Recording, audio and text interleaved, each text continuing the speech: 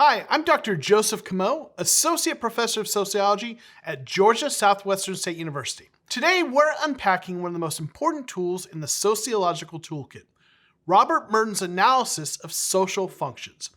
If you spent any time with sociology, you've likely heard of structural functionalism. It's a perspective that looks at society like a human body, where different parts like the family, the economy, or the education system work together to keep the whole thing running. But early versions of this theory had a massive blind spot. Critics rightfully argued that if every part of society serves a function, then everything, even poverty, racism, or inequality, must be good or necessary for society to work. That's a dangerous conclusion. Robert Merton stepped in to address this. He didn't want to abandon functionalism, but rather he wanted to sharpen it. He believed the theory had become too vague, often treating society as a monolithic entity that naturally balanced itself out. To fix this, Merton proposed that we move away from sweeping generalizations and toward a precise empirical method of functional analysis. He argued that if we want to understand how a system really works, we have to stop assuming that every consequence is intended or beneficial. Instead, we need a rigorous way to separate the goals of an institution from its actual messy and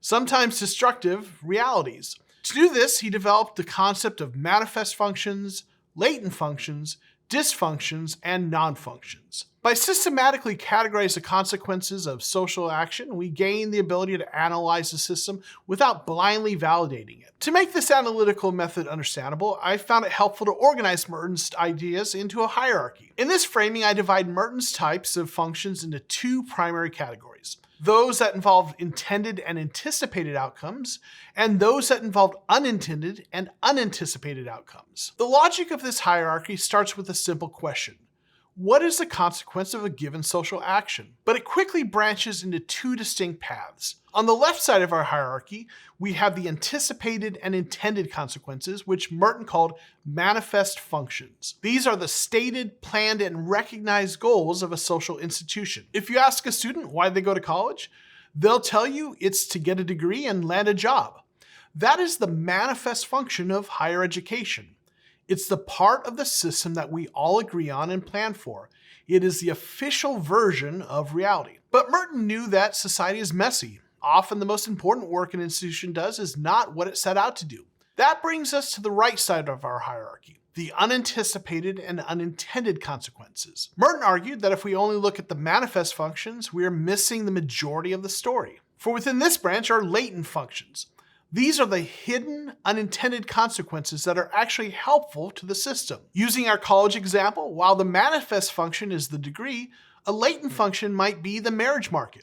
The fact that the university serves as a place for young adults to meet and eventually pair off. The university didn't plan to be a matchmaker, but it performs the function quite well. Next, we have dysfunctions. This was Merton's counter to the critics of functionalism. A dysfunction is an unintended consequence that hinders the adaptation or survival of the system. By defining this, Merton allowed us to label racism, poverty, or bureaucratic inefficiency as dysfunctional parts of the system. We no longer have to pretend that these things are necessary for order. We can empirically identify them as things that break the system. Finally, we have nonfunctions. Merton didn't go into great detail about these, treating them primarily as a residual category, a bucket to catch everything that didn't fit into the other functional types. These are outcomes that are simply irrelevant to the system as it stands. They are consequences that neither help nor hurt the maintenance of the structure. Think of them as the social noise that inevitably exists in any complex society, which we can safely set aside when we're trying to diagnose how the machine actually functions. Now, simply identifying these functions isn't where the analysis ends.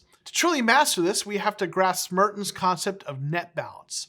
This is the core of Mertonian analysis.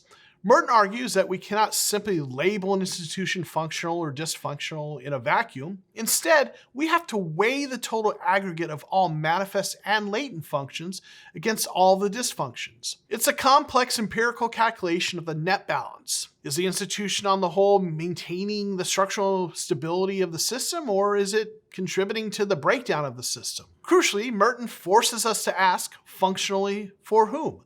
An institution might have a net positive balance for the ruling elite while simultaneously having a net negative balance for the marginalized working class. We cannot claim a total systematic function without first identifying which groups are benefiting and which groups are bearing the cost of those dysfunctions. This leads us to a final vital concept: functional alternatives. Critics of functionalism often ask, if a social pattern is dysfunctional, why does it continue? Merton's answer was that institutions are not fixed. He argued that we must look for functional alternatives, other ways of achieving the same manifest functions without the accompanying dysfunctions. If a particular institution is failing or creating systemic harm, the sociologist's job is to identify a different structural arrangement that could fulfill the same needs without the negative side effects. The power of this hierarchy isn't just in the definitions, it's in the method. When you look at an institution, you shouldn't just take its claims at face value. You have to trace the manifest functions, uncover the latent functions that keep it running, account for the dysfunctions that cause friction, calculate the net balance across different social groups, and then look for functional alternatives that could do a better job. When we apply this lens, we aren't just describing society, we're evaluating it. We're preventing ourselves from being naive about the system's goals, and we're stopping ourselves from being cynical about the system's flaws. It gives us a way to diagnose the machine, identify the breaking points, and understand the structural reality of the social order we live in. So the next time you hear someone discussing a social institution, I want you to challenge yourself to look past the official story. Don't just settle for the manifest function, go digging for the latent functions. Identify the dysfunctions, and most importantly, ask who is paying the price for the current net balance. If you can do that, you're not just memorizing theories anymore, you're applying it to the real world. If you found this breakdown of Merton's hierarchy helpful, make sure to like and subscribe. Thanks for watching.